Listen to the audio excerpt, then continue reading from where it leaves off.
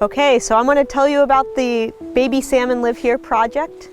It is a program led by the Kachemak Heritage Land Trust, and there's groups and people all over the Kenai Peninsula that are helping put up these signs on our creeks, our rivers, and our lakes, and in our estuaries to remind folks that, hey, this might look like an empty body of water, but there are little fish. If you look closely, there's little fish all over all of our waters up and down the Kenai Peninsula, which is really fun and exciting and an important thing to remember. Some things you might want to keep in mind if you are near a creek or a stream or cruising around the edge of a lake is that there's little fish that live in there. Chinook salmon or king salmon live in fresh water for 1 to 2 years.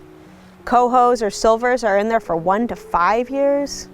Sockeye salmon are in fresh water for 1 to 2 years, 1 to 3 years.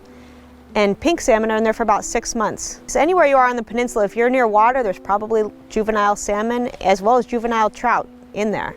So what can you do to make sure that those fish are healthy and you can catch them down the line? As you're walking along the edge of a river or walking along the edge of a lake, don't walk right on the edge. Stay back a little bit, 5-10 feet is ideal.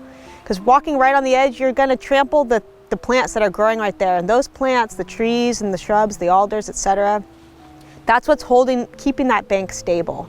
And if you walk there and a whole bunch of people walk there, those plants are going to wind up dying and the bank is going to become unstable. And then that habitat right underneath it, that fresh water right along the shore, which is really the favorite spot for juvenile fish, it's not going to be as good for them anymore. They won't have the shade they need, they won't have the hidey holes they need, and the bugs that they like, that also like the shade, that the fish eat will also go away. So it's really important to keep those banks intact. So just keep a little distance off the edge of them. And if you are a property owner, a homeowner who owns waterfront property, there's a whole bunch of resources for you that you can check into at the Kenai River Center.